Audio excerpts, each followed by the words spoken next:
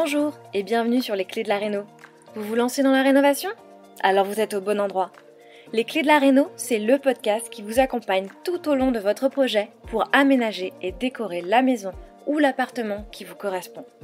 Je suis Alison, aujourd'hui architecte d'intérieur et décoratrice. Je vous propose ici mes conseils et mes astuces pour transformer votre projet en un intérieur beau, chaleureux et fonctionnel dont vous serez fiers. Je suis passée par là. Je sais ce que c'est que de devoir gérer une rénovation en plus de son quotidien. C'est pas toujours une partie de plaisir, mais ça en vaut tellement la peine au bout du compte. Seul ou avec un invité, laissez-moi vous aider à simplifier les étapes, vous apporter les clés dont vous avez besoin pour que votre projet se passe au mieux. Imaginez, vous saurez enfin par où commencer et comment faire les bons choix. Retrouvez-moi aussi sur Instagram, c'est tout simplement les clés de la réno podcast pour encore plus de partage et de retour d'expérience. Allez, on y va ?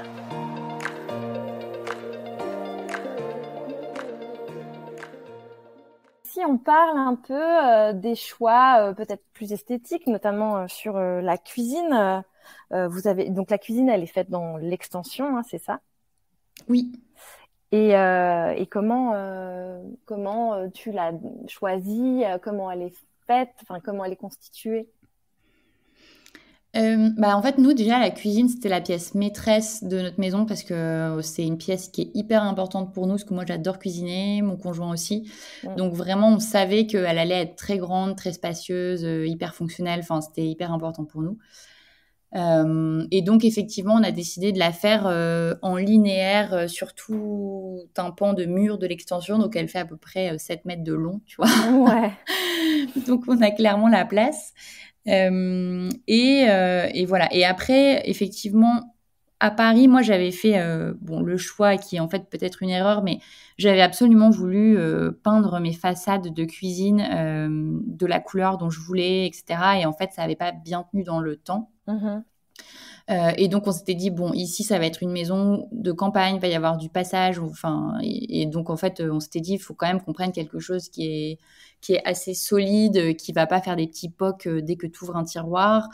Donc, on a pris les façades chez Ikea, parce que moi, on nous avait beaucoup conseillé de prendre des cuisinistes, etc. Mais moi, je trouvais que Ikea, pour l'avoir déjà testé, c'était plutôt solide et plutôt bien fait. Et surtout, ça coûtait 3 fois moins cher que, tu vois, certaines cuisines qu'on a pu voir faites par des cuisinistes. Enfin, en tout cas, je voyais pas trop la plus-value. Ouais. Donc, du coup, on a décidé de prendre Ikea et par contre, de se faire plus plaisir sur le plan de travail. Parce que moi, je voulais absolument un plan de travail en béton ciré. Oui. Donc, on s'est dit, bon, on va mettre un peu moins de budget sur les caissons et en revanche, le plan de travail, voilà, on va faire un truc qu'on a vraiment envie de faire. Donc, du coup, on a pris une applicatrice qui est pas très loin d'ici, qui s'appelle Mathilde. Son compte Instagram, c'est Maja M, qui est vraiment hyper douée et qui nous a du coup fait le plan de travail en béton ciré, ce qui n'est pas forcément idéal quand tu veux louer parce que c'est très, très fragile. Mais franchement, ça te fait tout le charme d'une pièce, je trouve. Oui, c'est le côté texturé. Enfin, ça va extrêmement bien dans une maison comme la vôtre où tu as déjà plein de jeux de textures justement avec les murs peints à la chaux, voilà, les parquets Oui. en bois ou encore les tommettes. Effectivement, aller sur un béton ciré, ça ne fait que remettre en avant et en valeur toutes ces textures. C'est chouette. Oui, après, c'est vrai que la cuisine, ça a cristallisé vraiment, tu vois, le dilemme entre t'as envie d'un truc joli et t'as envie d'un truc solide. Et c'est hyper compliqué parce que, effectivement, c'est une maison de campagne, tu la loues, donc, bon, idéalement, tu vois, il faut aussi que le truc tienne dans le temps et en même temps, t'es tiraillé parce que tu vois des trucs Instagram et t'as trop envie de, tu vois. Ouais. Justement, le choix du Donc, béton ciré, c'était avant ou après avoir décidé de mettre la maison en location? non, c'était après. On s'est dit, tant pis, on prend le risque. Alors, tu vois, du coup, là, on met des petits écriteaux, type, pour les gens qui savent pas et qui pensent que c'est comme du vrai béton, tu vois, on dit juste, voilà, ne pas couper directement dessus. Enfin, t'es obligé de préciser parce que t'as pas, enfin, c'est vrai que dans béton ciré, il y a béton. Donc, parfois, les gens qui connaissent vraiment pas se disent, ah, bah, ça a l'air hyper solide, comme du quartz, tu vois, et je vais tout faire directement dessus. Alors que, du coup, tu dois mettre des petits écriteaux pour lister les choses à ne pas faire. Mais, Ouais, c'est sûr, enfin, effectivement. Mais même couper à même un plan de travail, peu importe la matière, c'est quand même bien de faire attention. Enfin, moi, c'est pas forcément quelque chose que je recommande, effectivement, même si sur certaines Oui, matières, c'est possible. Mais ouais, c'est quand même pas forcément terrible si on veut garder son plan de travail le plus longtemps possible. ouais, c'est Et vrai. du coup, donc un plan de travail en béton ciré et les choix, donc des caissons Ikea et qu'est-ce que vous... Enfin, à quoi ressemblent les façades Et bah, alors ce qui est marrant, c'est qu'on me demande énormément, dès que je mets une photo, tu vois, de la cuisine, on me dit: «Mais elles sont trop belles les façades, d'où elles viennent?» Et en fait, c'était un modèle hyper récent d'IKEA justement que personne du coup ne connaît, Oui. et qui est beige, un peu strié, donc qui fait très, très campagne. Mhm. Et voilà, et du coup, on s'était dit, bah, c'est marrant parce que j'ai vraiment, beaucoup, beaucoup de retours là-dessus et les gens sont toujours hyper étonnés quand je leur dis: «Bah non, en fait, c'est IKEA». Et du coup, elles sont hyper solides parce qu'en fait, à un moment, j'avais hésité à prendre, Plume. Tu sais, je sais pas si tu connais les Oui, façades, tout à fait, et oui. en fait, Plume, mais c'est ouais, clairement j'ai eu pas du beaucoup tout de le... mauvais retours. Ah, sur J'ai eu la durabilité?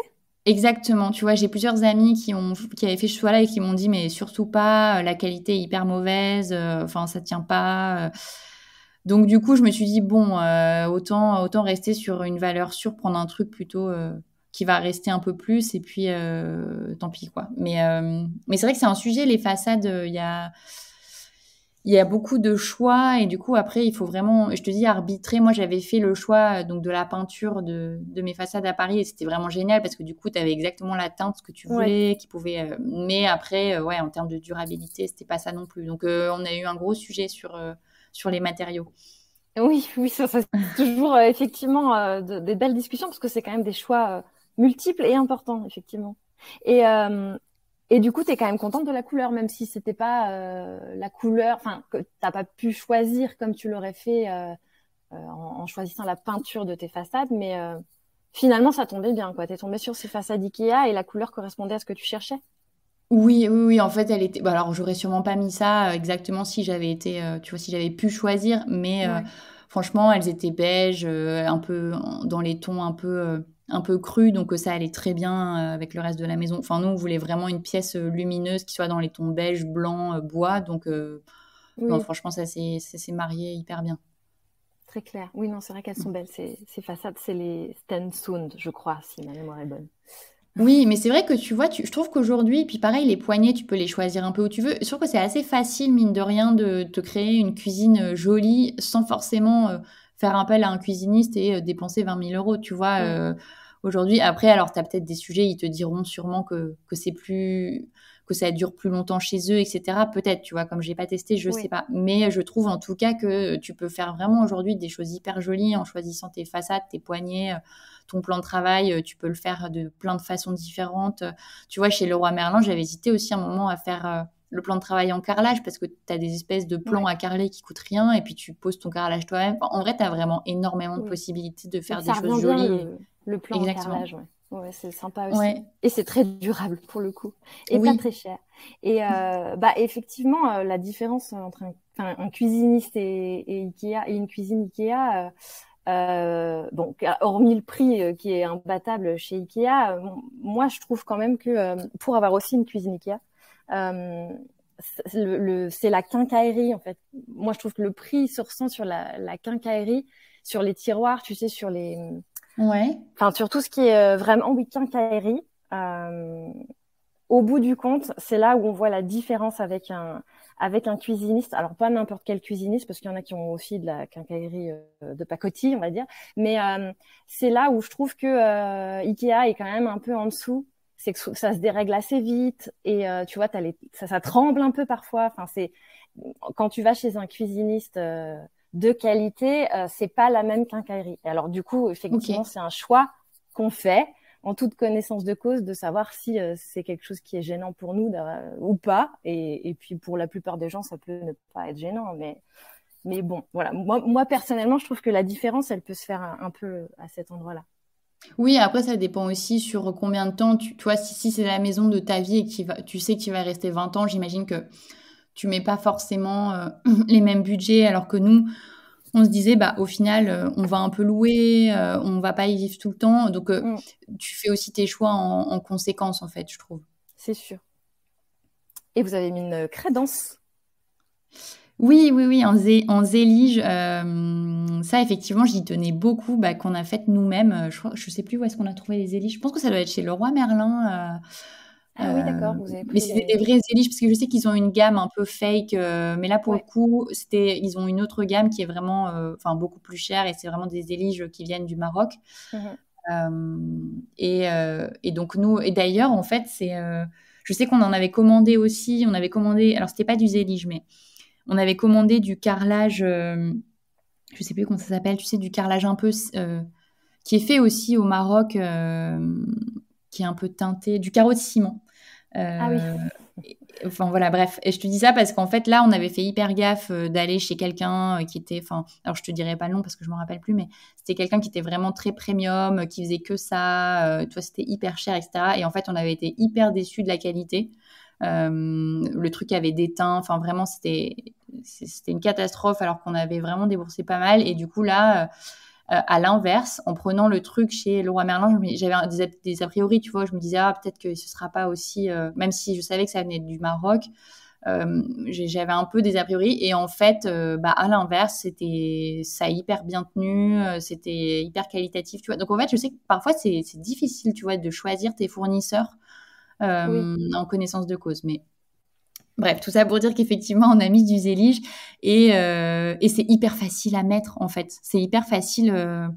Je sais qu'il y a Oui, plein c'est de vrai gens qu'on qui m'ont s'en fait écrit une histoire souvent. exactement, tu vois, qui m'ont dit, ah, mais mon conjoint veut pas que je mette ça parce que les joints, c'est une galère et tout. Et franchement, pour avoir fait les deux, pour avoir fait du carrelage normal dans les douches, du carrelage au sol et du zélige, franchement, moi, j'ai trouvé ça, comme c'est inégal Mm. et que de toute Et façon, imparfait. exactement, bah, je trouve ça beaucoup plus Et qu'il n'y a facile pas de à joint. poser. Donc c'est vrai Oui, que en plus, finalement, tu n'as pas de croisillon, enfin, tu n'as pas à respecter une exactement. certaine largeur de joint. En fait, tu les colles l'un à côté de l'autre et puis Mm, c'est mm. fini, quoi. Ouais, ouais, j'ai trouvé ça vraiment très simple et en fait, pareil, ça rend vraiment bien, ça te donne vraiment du relief à une pièce. Mm.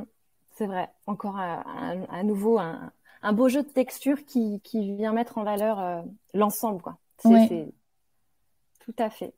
Bah surtout que nous, tu vois, notre pièce, pour le coup, comme elle était neuve, c'était vraiment, les murs étaient blancs en placo. Enfin, donc en fait, fallait vraiment que, enfin, on s'est dit, si on met pas de texture, ça va être un peu tristoun notre Ouais. histoire, quoi.